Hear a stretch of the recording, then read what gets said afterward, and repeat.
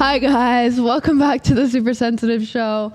My name is Daria, which I hope you know by now because we're almost done our first season ever, which is wild. This is my guest today. Would you like to introduce yourself? Sure. Go ahead. My name is Katya, and I am going into my 5th year at OCAD for industrial design. And I also help run a design lab in the Eaton Center called Design With. And I'm all about the design world. Yeah.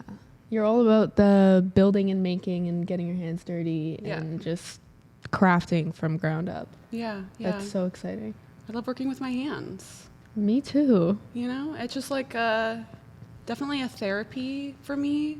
Mm-hmm. I really enjoy working with my hands. I don't think I always, maybe my middle adolescent life, I kind of put that aside a little bit and maybe was more into photography at the time, but definitely you came back to your roots, so that's what's important. Yeah, I felt there was like a calling. It was like, nah, you're meant to be working with your hands. Like, let's go. Very full circle. I brought you on here today because, well, we're friends from working on the Eaton Center project together, the Design With Design Lab, which you were phenomenal at just everything. Like, I considered you a yes person. Every time I had an idea or we were trying to organize something, you're like, yep, I can do it. Yep, we could do it. And I just thought that was amazing to have in a partner. Oh, especially when you're working with a lot of different kinds of people. Like we were working with people from the mall too. Yeah. Which is so different from working with an OCAD person, you know? Yeah. It's working with corporations. I mean, this was also my first time ever doing this. So yeah. I think having this yes mentality was like, I'm already in this opportunity. Like, what else can come from it? How can we work together as a team? Mm-hmm. And I mean, Daria, you were amazing. And that had stemmed from your work already, from the art corridor. So, your introduction to the Eaton Center and then to Design With and to have you on that project was really special. Like, it was a smooth transition in, which is I'm so happy that Rainey Lee, who runs the Design With incubator in the Eaton Center, was on that art corridor project and just kind of was like, please do this for us, which was so fun and exciting. You talk about this yes mentality, which is definitely a good thing, especially when you're just starting out. But I also in my notes, I wanted to talk about the danger of yes and how being a student who's very open to doing lots of things and want to contribute to everything as much as possible can actually be really dangerous. Totally. Yeah, I would say so. Well, I guess a little context, because I am a mature student, so coming back into school, I was again, this is an opportunity presenting itself. I have to give it everything I have. And with that being said, I think being in school during a pandemic, not many opportunities there. And I was honestly just really searching for, one, a mentor, two, a space where I can just come into my own and be exposed to so many different people, disciplines, cultures, experiences. So I was it was in my nature to say yes. And like you said, with that comes learning boundaries. Yeah, of course. Learning boundaries and what does that mean for you? And again, being a full-time student, working full-time, you forget to take care of yourself. I mean, I'm learning about sustainability and what we need to do in the world to move forward as designers, and it's all really heavy. Yeah. And, what a privilege to be learning about that in this space. It was just an understanding of I'm here now. I got to do something about it. I have to put myself in all these positions. But now learning about boundaries and how do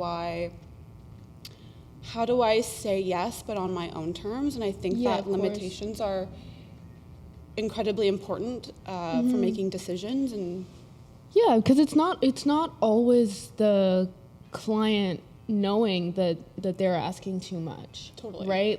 It's not even the client's job really to be is this too much for you? They're gonna ask because they genuinely want your work and they want you to be the person that's helping them, but there has to be like sort of like a middle ground where, you know, there's both give and take, you know, and you're being fairly compensated. And that's a whole other conversation of like learning how to write contracts and stuff. Yeah. Did you in your schooling like ever learn how to write invoices and contracts and stuff?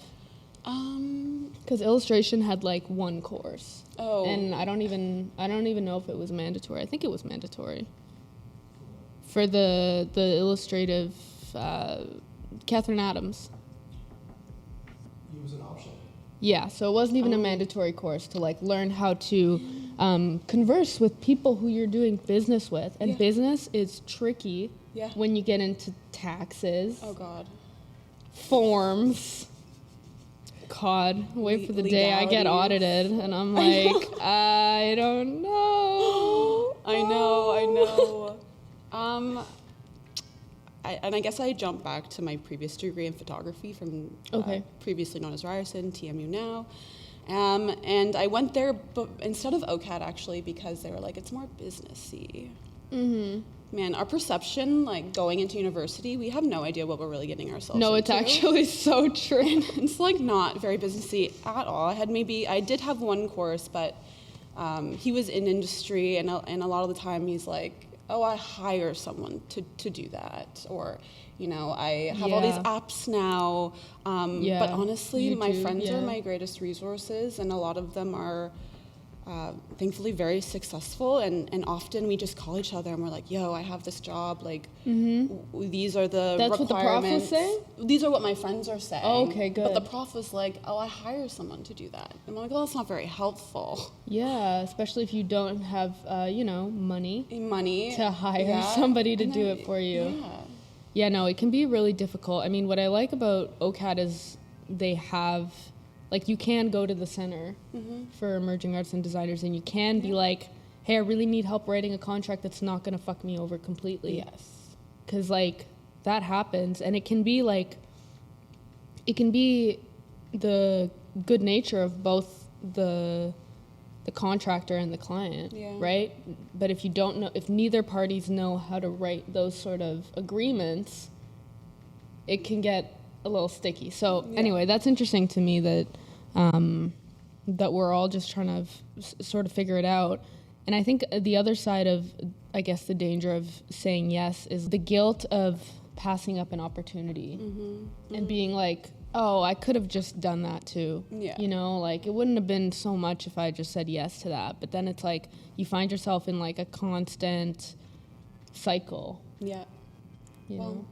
I mean, you gotta do what you gotta do to make that check and support yourself. So that's one thing. And then two, it's, you know, oftentimes when I do pass something up that maybe doesn't align with my values or they're asking too much of me in my time that doesn't reflect in the price, man, at this point, I'm just like, it's more about self-worth. Yeah. If it's not about, again, your situation and whatever that may be. Absolutely. It's I actually deserve to be paid this much, or this needs to be as a clause, and I do need, I don't know, let's say if you don't pay me on time, have a percentage on top of that. And, you know, it's like you start to have to own your self-worth, and I know that comes with exploration of that and being in the right circumstance, so I recognize that, but I'd say that a lot of great opportunities have come after when I do decline something, and I do feel that, you know, you put that energy out there, your friends know, you support your friends in those decisions, like,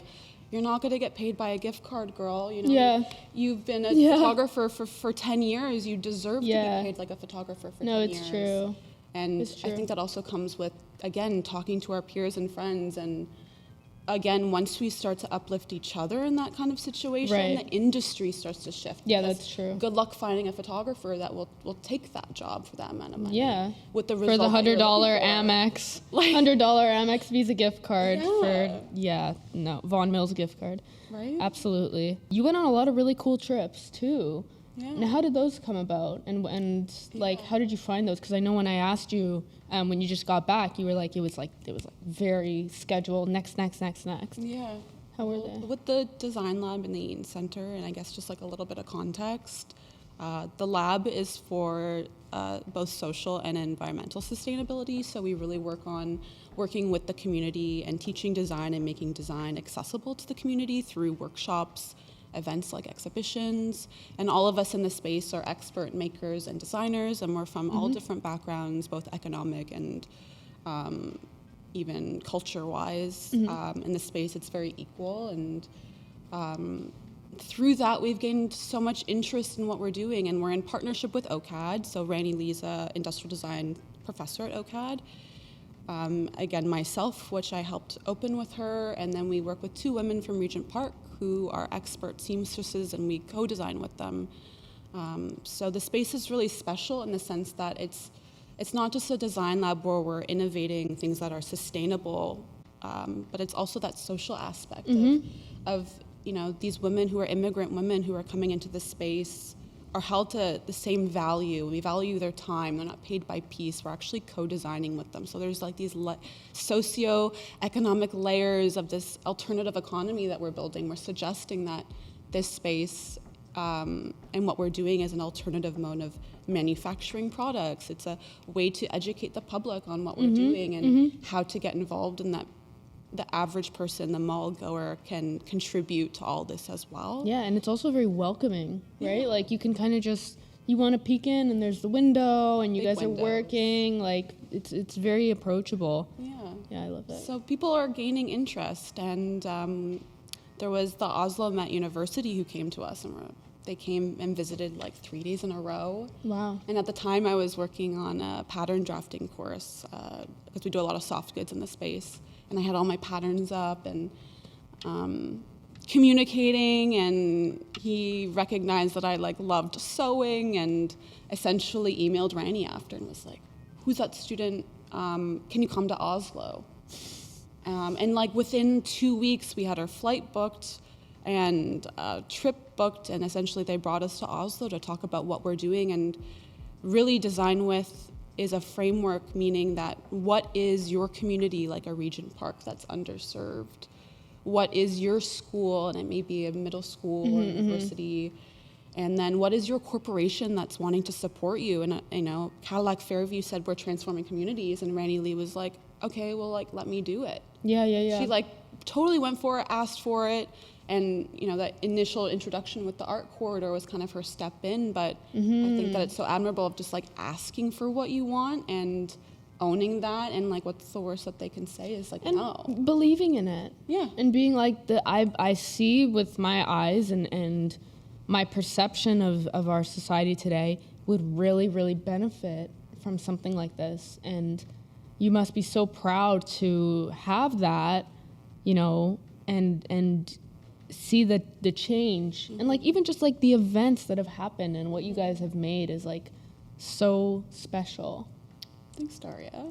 You're welcome. Special. It is special. And I want the world to know it. It's you kind of have to experience it. I think that I'm also just, Rani and I are also just learning, this opened and we had really no clue what we're doing. People realize that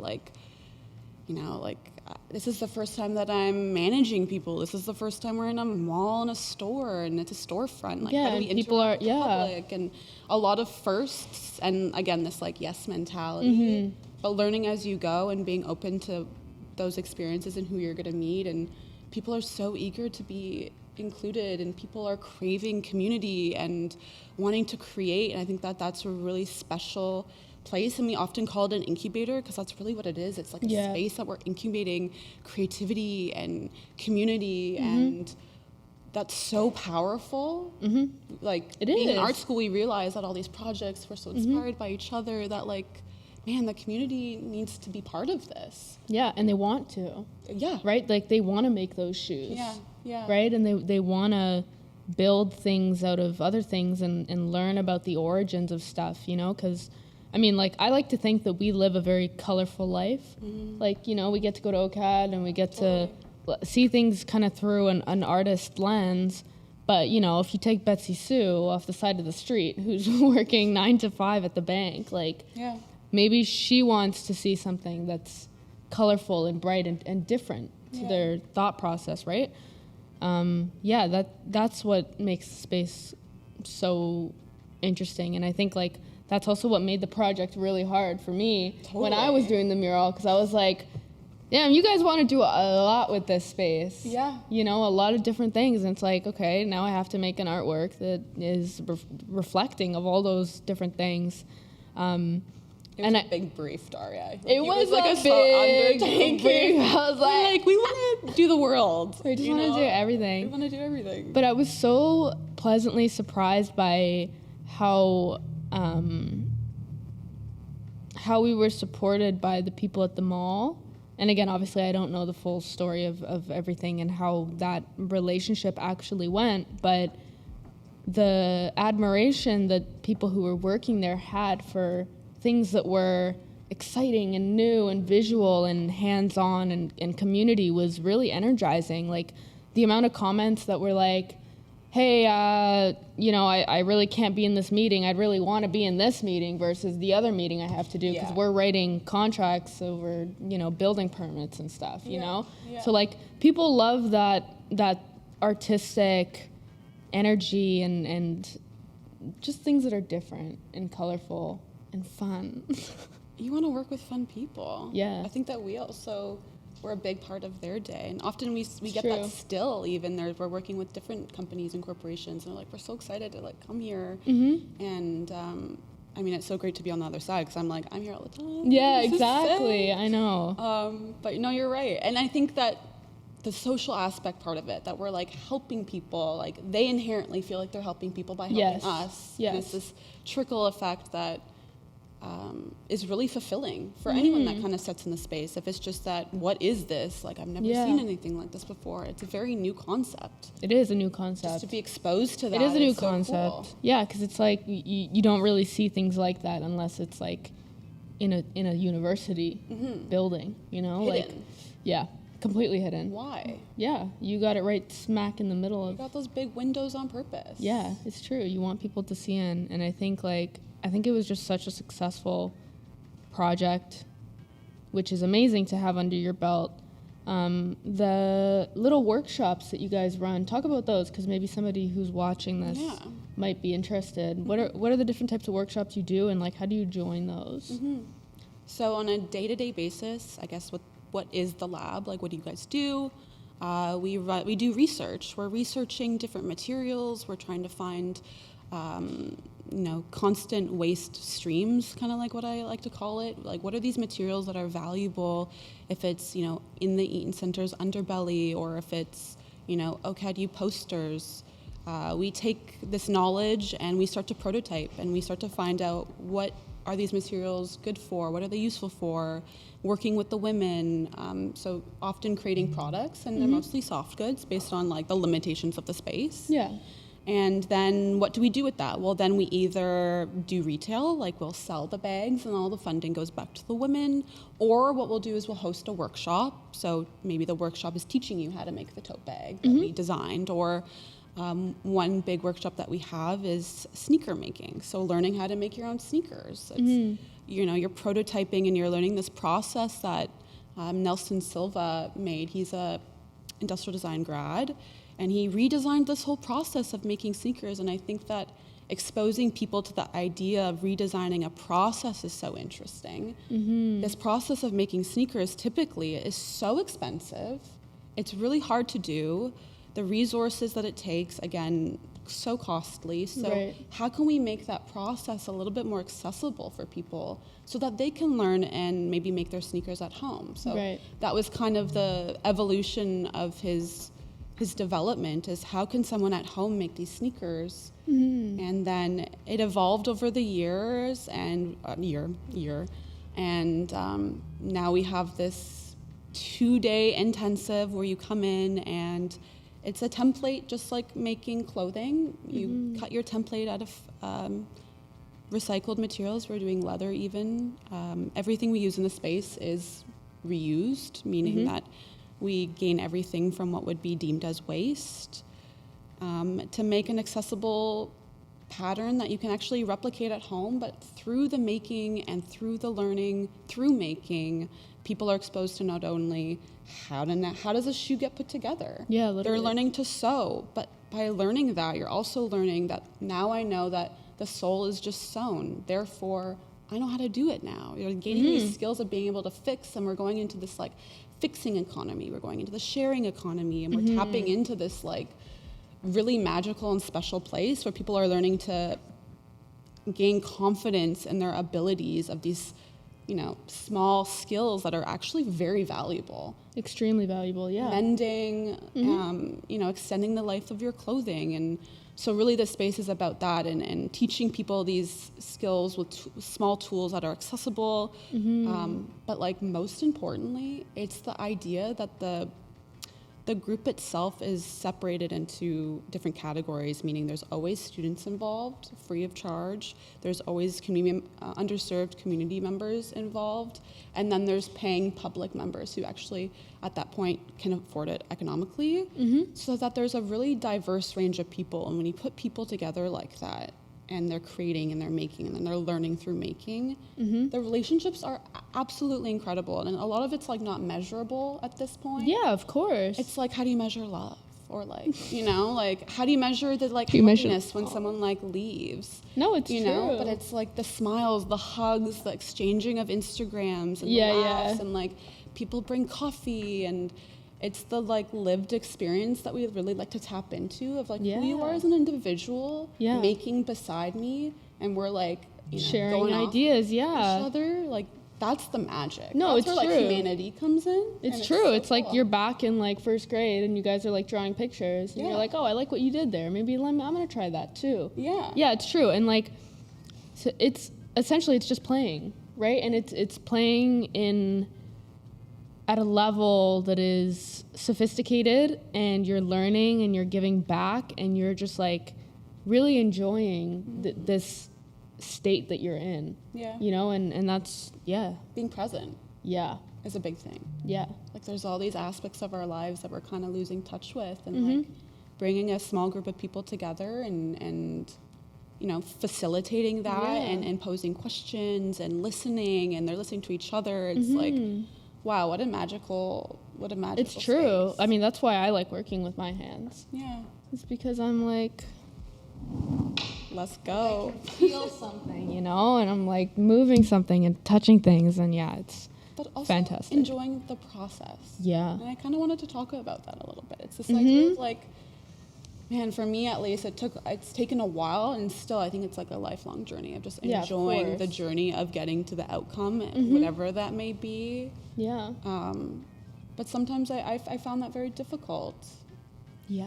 Like especially, I mean, when I talk about my painting process, like the pressure of being finished sometimes ruins the end goal, because you're rushing and you want to tie it all together, but it's like maybe I just want to leave that area blank, or I want that solid wood to kind of show through and, you know, be connected to the original idea still, but not spend so much time worrying about, is it going to look polished? Because that can sometimes make things artificial. You know? Do you really work from like an intuition place? Like how do you? I like much more than I used to, for sure. I think now I'm moving into like a fully intuitive kind of thing, and just I kind of start with, I mean, usually I start with a feeling or something that I'm going through, or something that I want to say, and I'm like, okay, and then from there I pull out, you know, what's cliche out the door. You know, what's like been done before out the door. You know, like how can I kind of strip it to its like beer? How can I strip it to its like absolute basic form and then kind of have some fun with it? You know? It's a little janky and a little bit hodgepodge, but it's like the fun for me comes in like I know exactly what this painting is about, and I know exactly what I'm trying to say here. Now let me kind of mask it up so that other people can't read it too clearly. Sometimes that's how I go about it as well. That's so cool. It's kind of sneaky. I love that. And put on my Sherlock Holmes hat and my magnifying glass. Well, you're creating these like limitations for yourself. I like this idea of like the first idea you think of, like throw it out the window.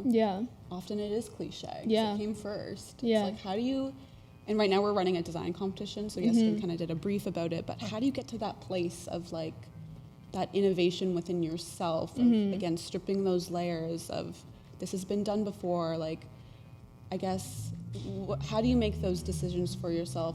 Is it at the beginning? Is it the whole way through? Is it you go back and forth? Is it linear for you or circular? Yeah, it's tough. I mean, my painting processes and a design process can be similar in certain ways.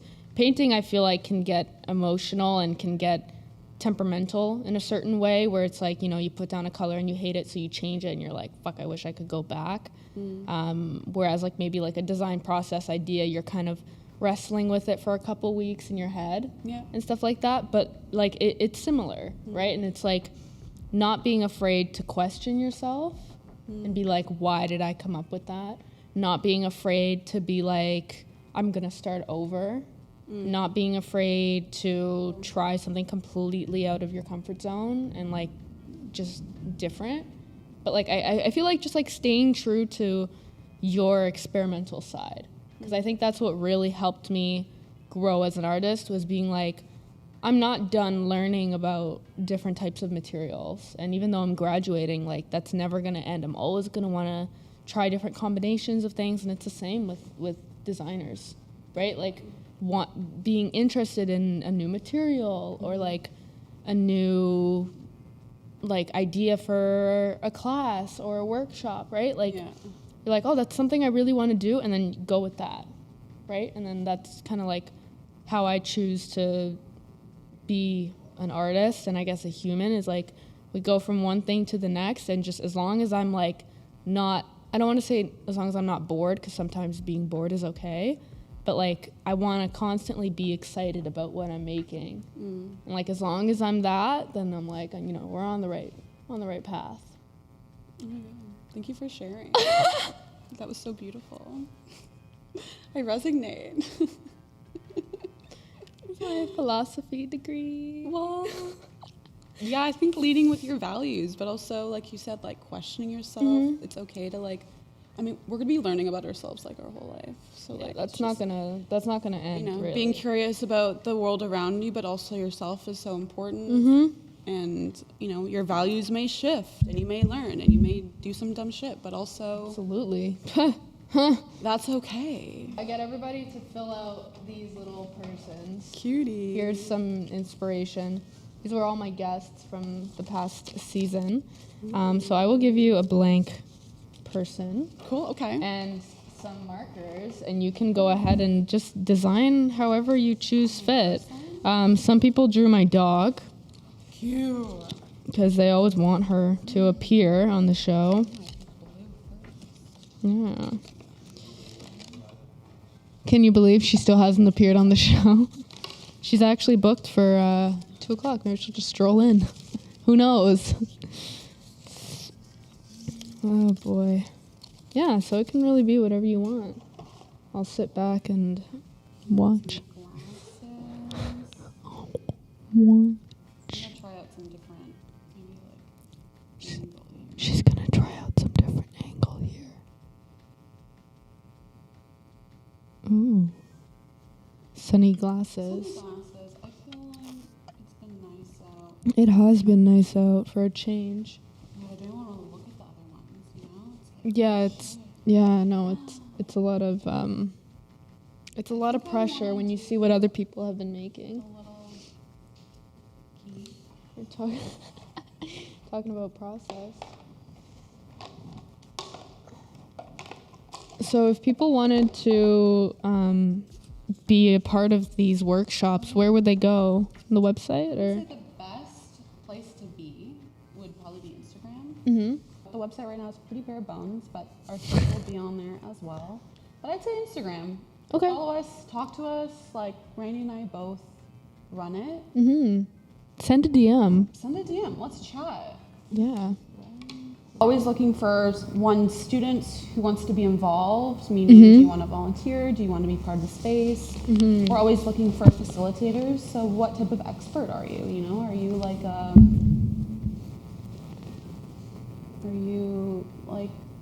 maybe you're into sewing, or you're a furniture designer and you want to get more involved with the community. Like, I feel like this... Yeah, like if you have an idea for a workshop, exactly. Reach out, let's chat. And you know what? A lot of the times, Rainey and I don't even know what this conversation is or how we're going to go about it or what's going to come out of it. But I think that we're just connecting with people of like, what are your skills? What do you desire? And we're kind of this...